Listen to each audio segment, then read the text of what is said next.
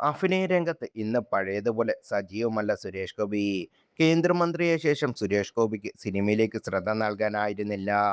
കുടുംബ പ്രേക്ഷകർക്ക് പ്രിയപ്പെട്ട നായക നടനായിരുന്നു ഒരു കാലത്ത് സുരേഷ് ഗോപി. പിന്നീട് ആക്ഷൻ സിനിമകളും തുടരെ ചെയ്തു. വളരെ ഇൻറ്റിമേറ്റായി അഭിനയിക്കേണ്ടി വന്ന ചില സിനിമകളും സുരേഷ് ഗോപി ചെയ്തിട്ടുണ്ട്. ലങ്ക എന്ന സിനിമ റിലീസ് ചെയ്ത സമയത്ത് വലിയ ചർച്ചയായിരുന്നു. ഒരു സിനിമയിലെ ലിപ് ലോക്ക് രംഗം വന്നാൽ ചെയ്യുമോ എന്ന ചോദ്യത്തിന് സുരേഷ് ഗോപി മുമ്പൊരിക്കൽ നൽകിയ മറുപടിയാവണം ഇപ്പോൾ ശ്രദ്ധ നേടുന്നത്. "ഞാൻ കലാകാരനാണ്. സിനിമ ആവശ്യപ്പെടുന്നുണ്ടെന്ന് തോന്നിയാൽ ചെയ്യും. വീട്ടിൽ അതേക്കുറിച്ച് ചർച്ച പോലും ഉണ്ടാകില്ലെന്ന് സുരേഷ് ഗോപി വ്യക്തമാക്കി. ഭാര്യ രാധികയ്ക്കൊപ്പമുള്ള രസകരമായ നിമിഷങ്ങളെക്കുറിച്ചും സുരേഷ് ഗോപി അഭിമുഖത്തിൽ സംസാരിച്ചു.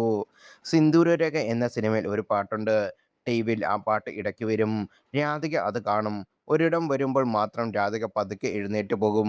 പായിൽ രണ്ടുപേരും കിടക്കുന്ന രംഗമുണ്ട്. 4-5 പ്രാവശ്യം ഞാനത് ശ്രദ്ധിച്ചു. അതേസമയം ശോഭനയുടെ കൂടെ അഭിനയിക്കുന്നത് കാണുമ്പോൾ ഇവരാണല്ലോ ശരിക്കും ഭാര്യയും ഭർത്താവും എന്ന് ഇപ്പോഴും പറയും. 'മാനത്തെ കൊട്ടാരം' എന്ന സിനിമ സൂപ്പർ ഹിറ്റായിരുന്നു. അതിൽ ഞാൻ കുശ്ബുവിനെ കോരിയെടുക്കുന്നുണ്ട്. അന്നെൻ്റെ നടു 2-3 പ്രാവശ്യം ഒടിഞ്ഞതാണ്. വീട്ടിൽ ചെന്നപ്പോൾ രാധിക എന്നെ അതുപോലെ എടുക്കണമെന്ന് പറഞ്ഞു. കൊച്ചുകുട്ടികൾ ശാഠ്യം പിടിക്കുന്നത് പോലാണെന്ന് പറഞ്ഞു. സിനിമയിലെ പോലെ രാധികയെ താൻ എടുത്തതെന്നും സുരേഷ് ഗോപി ഓർത്തു. "എനിക്ക് ലാളിക്കപ്പെടുന്നത് ഇഷ്ടമാണ്. കാലത്ത് ബ്രേക്ക്ഫാസ്റ്റ് എനിക്ക് വാരിത്തരുന്നത് രാധികയാണ്. ആ കൊഞ്ചൽ പോലെയാണ് എനിക്ക് തോന്നുന്നത്. അതേസമയം തൻ്റെ ഉത്തരവാദിത്തവുമായി ബന്ധപ്പെട്ട തിരക്കുകളിൽ കൊഞ്ചൽ മുങ്ങിപ്പോകാറുമുണ്ട്.